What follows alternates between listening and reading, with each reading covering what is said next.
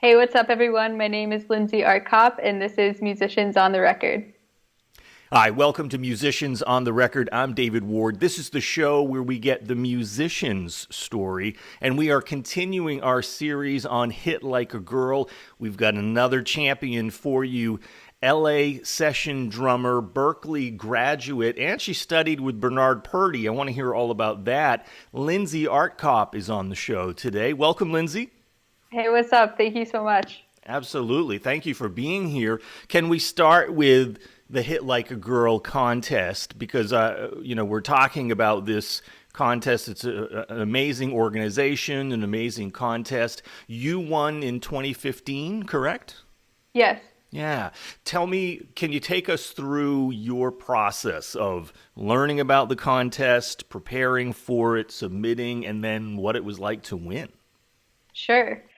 So I first found out about the contest the first year it came out, which is, I think, like 2011, around then. And every year I would prepare a video and enter it in. And it was really fun, and I loved the process. Every year I would do something different. Sometimes I did like jazz tracks, other times I did like funk tracks, and I just submitted them. And it was cool getting to see everybody else's videos and learn and grow. But I never even made it to the finals, let alone placed in any of the competition. So the third time I entered was like the fourth year into it. I really tried to go all out and like put a lot of time and effort into my video. And at the same time, I'd been at Berklee for like a semester or two, and I'd really been working on my playing and practicing a lot. So by the time I went to record my video, I had a lot more chops and musicality at that point. And then I decided I wanted to do a combination of different styles. So I put together a track that had a little intro, a Fox intro, to kind of start things off. And then I did Giant Steps, a jazz composition by John Coltrane. And then I did a funk track and a Latin track. So I kind of had like all of these things back to back. And I went into a studio in Boston to record it. And I got a videographer, and then I put it together and I submitted it. And then I found out I was in the finals, and then they had the live show on Drum Channel, and then they announced that I won, which is super cool. That's fantastic. What did you feel when you found out you won? It felt amazing. It felt like it felt really good because I had, like I said, it submitted so many times, and it just proved to me that if you just keep on going and you keep on building and practicing and working hard, then you can accomplish things as long as you don't stop. And it also gave me confidence in my playing more, and it led to a lot of other opportunities. Like that led to PASIC, and PASIC led to meeting a lot of people and Hit Like a Girl. And it kind of just added a new chapter in my life and progressed things overall in my music career, which is really awesome. That's fantastic. And you got to go to Drum Channel in LA. Were you in LA by that time or still in Boston? I was still in Boston at that point. I think I was 19, and I was in my second semester at Berklee. I just finished my second semester there. And then I continued Berklee. I graduated in 2016. And then like 6 months later, I moved to LA, which is like a year ago now, in January 2017. That's fantastic. So it's opened up a lot of doors for you, it sounds like, this contest. Yeah, amazing. Definitely. Yeah. So practice makes progress, it sounds like, because you had been submitting for a couple of years, and it sounds like working on your chops and the Berklee stuff helped make the difference. Most definitely. For sure. That's fantastic. Let's talk about your music story as well before you got to Hit Like a Girl, Lindsay. Tell me about when you first fell in love with music and the drums. Well, I was 6 years old, and my sister was going into the fourth grade in our school. That's when you could go and start band class. So she wanted to play like clarinet or something. And I went along with her and my dad to a music store, and I saw the drums, and immediately I was attracted to them, and I just wanted to play. I started like banging on them in the store, and then my dad saw that I was really into it, and luckily enough, he supported it, and he got me a snare drum and some sticks. And then my mom set up lessons, so I started taking lessons, and I continued lessons all throughout like elementary and middle school. And then I started joining bands, and then I started playing out. In high school, I got more into jazz, and I went to high school for jazz performance and composition. So I did a lot of jazz stuff when I was in high school, and then I went to Berklee. And then after I graduated Berklee, I came here. So that kind of brings us to now. Right. And where did you grow up, Lindsay? I grew up in Connecticut. So what was that conversation like when you said, Mom and Dad, I want to go to Berklee and try to make music a career? At first, I think they were a little bit hesitant, not because they didn't believe in my musicianship, but because they know like the music business can be so challenging. They encouraged me to think about other options and think about if I wanted to really do that, what that would mean, and if I had the other option of like doing something else and having music just be for fun. But they eventually realized that I was really serious about it, and then they supported it 100%, which is really important. Sure, absolutely. Was there a backup plan or plan B, or you said, no, I'm going for it with music? No backup plan. I feel like if you have a backup plan, then you're going to end up doing that backup plan. Got it. Yep. And you're not ready to be like an accountant or anything like that, right? You're having fun playing the drums. So totally. Yeah. Tell me a little bit about Berklee College of Music, and what are some of the top 2 or 3 things that you learned from there? Berklee was amazing. It was a really great time of growth, and I met so many musicians and people and some of my best friends.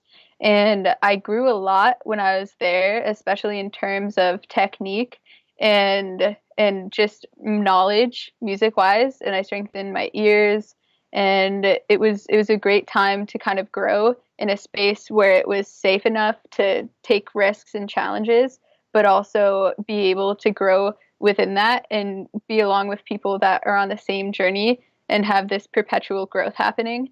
I was a professional music major, so I studied music business and drum set performance and songwriting. So I took classes in like all of those things, and that kind of gave me a background in the 3 things that I was really into. I think it really prepared me to come to LA and start this music career. And a lot of it was interesting because like once I moved here, I kind of had to learn more about like the relationship side of the business, and being a little bit more casual and learning more about how emotions and psychology affects the music business too. So now it's kind of like a balance between both what I've tried to do as like a kid, which is just enjoy music and feel it out, and Berklee, which is mostly just technique. Can you give us that's a great thing. Can you give us an example of something like that you learned with the emotion or the relations, the psychology of the business? Definitely. I think in general, when you boil it down, you could be like the best drummer in the world, but if you don't vibe with the people that are in the band, or like if they want another look or another feel or something like that, then the best drummer doesn't always get the gig. And it's all about relationships and who you know. Of course, to play a gig or to play a situation, you have to be a certain level. But beyond that, it really boils down to who you're friends with and who feels comfortable around you. And when it comes down to it, at the end of the day, music is emotion. And when you're playing and when you're performing, people want to feel things. They're not trying to like analyze it. So I think that's basically what it is about. With Berklee, did you take any classes with Henrique de Almeida? Oh, yeah, definitely. He was one of my favorite teachers. Do you know him? I do. We were lucky enough to interview him a couple of times on the show. Tell me about taking a class with Henrique. What's that like? It was amazing. He has a background, I think, in the military. So he has like a really like kind of strict approach, but at the same time, he has such a fluid feel. So like just to watch him is amazing with his touch and his musicality. I took a polyrhythms class with him. I took a chart reading class with him. I think I may have taken one more lab, but those are like the 2 ones that really had an impact on me. I still study out of his polyrhythms book, and it's really cool because he breaks things down into the most useful and basic elements, but then he puts them back into a really musical situation. Like he has like all these different exercises in the polyrhythms book that have like different foot ostinatos and then like different hand combinations, and then it goes on to like navigation, so like every combination of trying to pair like different subdivisions against each other. But then like to take it a step further, he has snare solos that implement all of those different techniques, and then he also has drum set solos that implement all of those. So it takes in the elements that you need to learn, and then it puts it in a real life application. So it was really cool to study with him. He really pushes you. He has high standards, and yeah, it was amazing.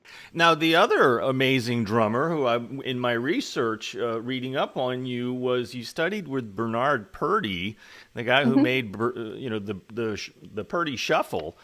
How did that come about? And tell us what that was like. Sure. Well, it was really random. Like I said, I went to high school for music. So one day, me and my family went to go see my teacher, Jeff Fuller, who's an amazing bass player. He used to play for Lou Donaldson and tour with Lou Donaldson, a saxophone jazz player.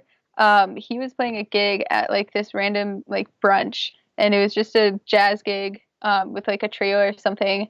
And Bernard Purdie walks in, and he just like sits down and like starts like listening to them. And it was interesting too, because like he was faced like with his back against the band, and he was like closing his eyes, and he said later that he only wants to listen to them and he doesn't want to have like the visual effect affect his experience. But anyway, after the band played, I went up to him and I introduced myself, and then I just asked if I could take a lesson with him. I think at the time he was living in New Jersey, and he had a gig or something in Rhode Island, so Connecticut was on the way. So one time when he was coming up, he stopped by my house, and he came and he taught me a drum lesson. Wow. And then afterwards he like stayed, and we had dinner with my family, and he told us like all these stories from the music business and like his career. It was super cool. And he was really down to help me. At that time, I was like 15 or 16 and just thinking about colleges and stuff like that. And he was trying to help me like potentially go to new school for jazz. I ended up going to Berklee, but he was really into helping me with that. And I also ended up going to New York a few times to take more lessons with him. And he really focused on groove, and it was more of a philosophical type of lesson where we talked more than played. He didn't talk much about like technique or like rudiments or anything like that. It was more about like feeling the music and locking in and all of those things that you hear in his playing. Amazing. Yeah, he's just an incredible musician and drummer, right? So that was really brave of you to just go up to him and say, hey, one of the best drummers in the world, can I take a drum lesson with you? It's scarier not to do that, because then if you don't, then you never know what you could have missed out on. Right. No regrets, right? No regrets. Yeah, you know that. Yeah, that's fantastic. Tell us about some of your other musical inspirations, drumming or otherwise, some of your favorite musicians who you were listening to either growing up or now. Growing up, I listened to so many random different styles of music. Like my parents were into different styles. Like my mom really loves the Rolling Stones and Earth, Wind and Fire, and then my dad loves Frank Sinatra and country music. So it's like all these different areas that I grew up listening to, and it influenced me in kind of a weird way, because I kind of developed a taste for like a lot of different styles of music, whereas like I think a lot of people kind of have like one or two that they really like, and then the other ones are kind of just like once in a while they'll listen to jazz, or like once in a while something else. But I really, like, a lot of people will ask me like, what's your favorite style? And I really like to switch it up, and I like variety, and I like, in general, I really enjoy listening to music that's authentic and makes a statement in grooves. And it doesn't really matter to me like what genre it is. I think I can accept and enjoy things if they have those elements. And you're working on some of your own music these days, right? Some original music coming up? Mm-hmm. Yeah. So when I went to Berklee, I had to kind of just focus on drums. But when I was 13, I started picking up guitar and bass, and I really enjoyed it. And I would I got Pro Tools like on my computer, and then I would multi-track recordings of like songs I liked or like original songs that I wrote. And then when I went to Berklee, I did some songwriting, which was cool. So I kind of got back into it, but I still was mostly just focused on the drums.